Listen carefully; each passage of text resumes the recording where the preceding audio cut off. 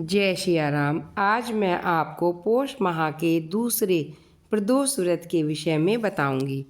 पौष माह के शुक्ल पक्ष की त्रयोदशी 23 जनवरी को है। मंगलवार के दिन पड़ने के चलते भूम प्रदोष व्रत कहलाएगा। इस दिन देवों के देव महादेव और जगत जननी आदि शक्ति माँ पार्वती की पूजा की जाती है। अतः 23 जनवरी को प्रदोष व्रत रखा जाएगा। प्रदोष व्रत के दिन सूर्योदय से पहले उठें। इस समय भगवान शिव और माता पार्वती को प्रणाम कर दिन की शुरुआत करें। नित्य क्रमों से निवृत्त होकर गंगा जल युक्त पानी से स्नान करें। इसके पश्चात पूजा घर में एक चौकी पर शिव परिवार की प्रतिमा या चित्र स्थापित करें। अब पंचोपचार कर विधि विधान से महादेव संग माता पार्वती की पूजा अर्चना करें।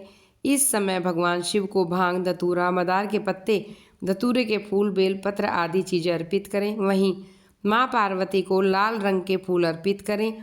इस समय शिव एवं पार्वती चालीसा का पाठ करें।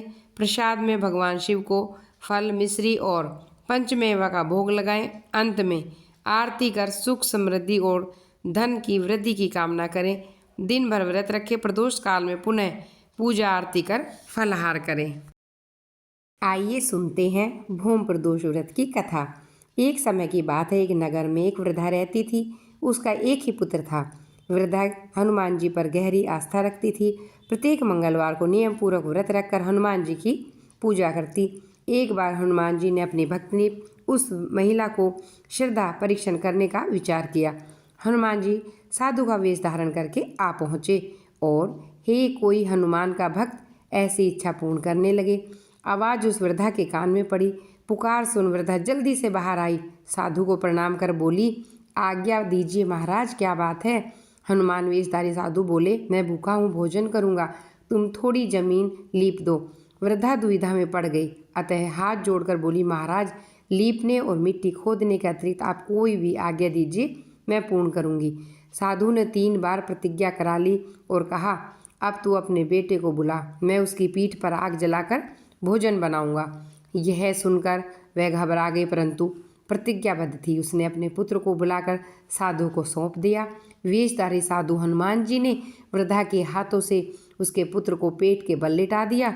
उसकी पीठ पर आग जलाई। आग जलाकर दुखी मन से वृद्धा अपने घर में चली गई। इधर भोजन बनाकर साधु ने वृद्धा को बुलाकर कहा, उनका भोजन बन गया है, तुम अपने पुत्र को पुकारो ताकि वह भी आकर भोग लगा ले। इस पर वृद्धा बोली, उसका नाम लेकर मुझे और कष्ट ना दे साधु। लेकिन जब साधु महाराज नहीं माने, वृद्धा ने अपने पुत्र को आवाज़ लगाई। वह अपनी माँ के पास आ गया। अपने पुत्र को जीवित देख वृद्धा बहुत खुश हुई और साधु के चरणों में गिर गई। तब हनुमान जी अपने वास्तविक रूप में प्रकट हुए और वृद्धा को भक्ति का आशीर्वाद दिया। बजरंगबली की जय। भोले बाबा की जय।